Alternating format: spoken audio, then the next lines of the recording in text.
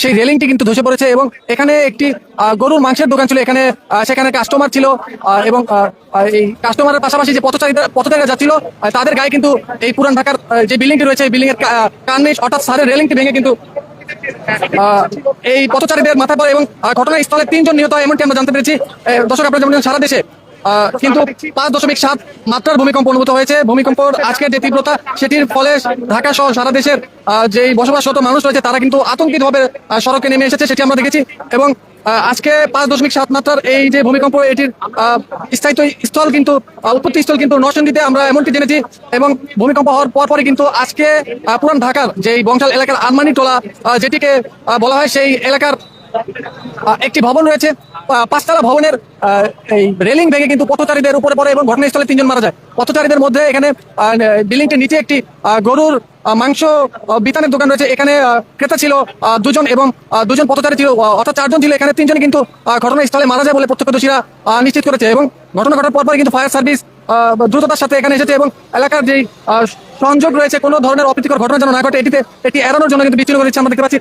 এবং ঘটনা ঘটার সময় কিন্তু এখানে একটি রিক্সাও ছিল। আমরা যদি রিক্সাটার চিত্র দেখাই, ভবনের রেলিং ভেঙে কিন্তু কিছু অংশ এই রিক্সাটার উপরে পড়ে। সম্ভবত নিহতের মধ্যে একজন রিক্সা চালকও রয়েছে। সরাসরি কিন্তু কার্নিশটি ভেঙে, অর্থাৎ আমি যেমনটি বলছিলাম রেলিং ভেঙে এই রিক্সার উপরে পড়ে। দর্শক এই যে রিক্সাটি দেখাচ্ছিলাম সেটি এই গরুর মাংস যে বিতান রয়েছে সেই গরুর মাংসের দোকানের সামনেই ছিল। এবং ঘটনার যে তীব্রতা সেটির অংশ কিন্তু রিক্সা চালকও হয়েছে। আমরা যেমনটি শুনেছি ভূমিকম্প হওয়ার পরপরই কিন্তু এটির তীব্রতায়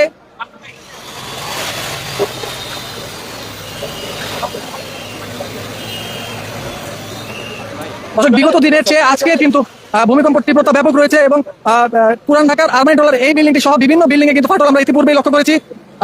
আজকে যে মর্মান্তিক যেটি ঘটনা বলা যায়, এই প্রথম যেটি আমরা আপনাদের দেখানোর চেষ্টা করছি, পুরান ঢাকার আরমানি টোলা এলাকার যে 5তলা ভবন রয়েছে, ভবনের রেলিং ধসে পড়ে কিন্তু ঘটনাস্থলে 3 জন নিহত হয়েছে এমনটি আমরা নিশ্চিত হয়েছি। এই মুহূর্তে আমরা একজন প্রত্যক্ষদর্শীর সাথে কথা বলবো। এখানে এটা ভূমিকম্প হওয়াতে বিল্ডিং এর যে রেলিংটা ছিল এই রেলিংটা পড়ে গিয়ে 3 জন মারা গিয়েছে এবং 30 থেকে 35 জনের মতো আহত হয়েছে। ওদেরকে বিভিন্ন হসপিটালে পাঠানো হয়েছে। না, ওটা আসলে বাইরের পথচারী তো, এটা সঠিক বলা যাচ্ছে না। দেখে ভূমিকম্প সময় আমি এখানেই ছিলাম। সবাই তো একটা ভয়ের মধ্যে আশঙ্কাজনক ছিল যে কিভাবে কি হবে।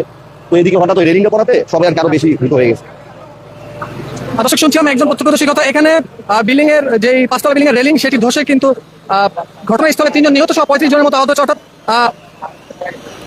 আজকের ভূমিকম্পের যে তীব্রতার এই তীব্রতা সেটি যেই অবস্থা সেটি কিন্তু আমরা লক্ষ্য করছি রাজধানীর পুরান ঢাকার আরমানি টোলা এলাকা থেকে। আপনারা যেমনটি জানেন ঢাকায় কিন্তু ভূমিকম্পের সবচেয়ে আতঙ্কিত এবং ঝুঁকিপূর্ণ স্থান।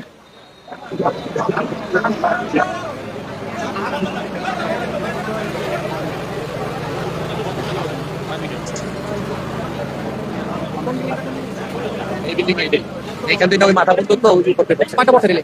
কয়টা বছর?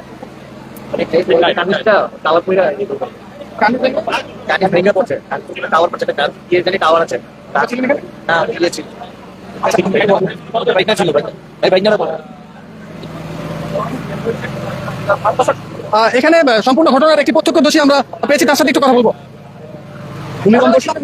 ভূমিকম্পে হয়েছে ঘটনা, উপরে ছাদে কার্নিশ ছিল, ওটা ভূমিকম্পে পড়ে গেছে নিচে পথচারীর উপরে 2-3 জনের উপরে পড়েছে।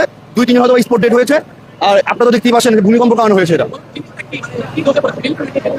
কার্নিশ উপরে ওয়ালটা ভেঙে পড়েছে, ছাদের ওয়ালটা আপনার 2-5 ইঞ্চি ওয়ালটা ভেঙে পড়েছে।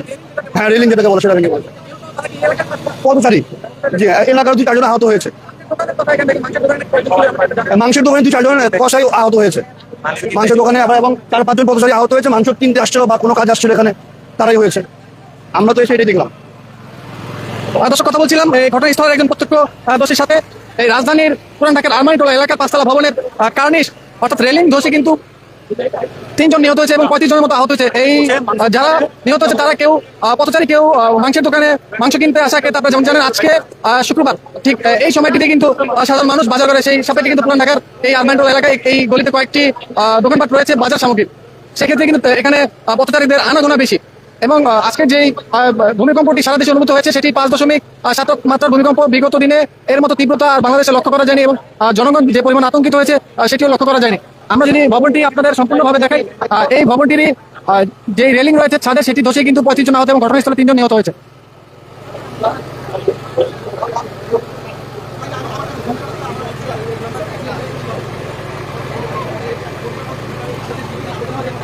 দর্শক, এই ছিল পুরান ঢাকা থেকে আমার সর্বশেষ সংবাদ।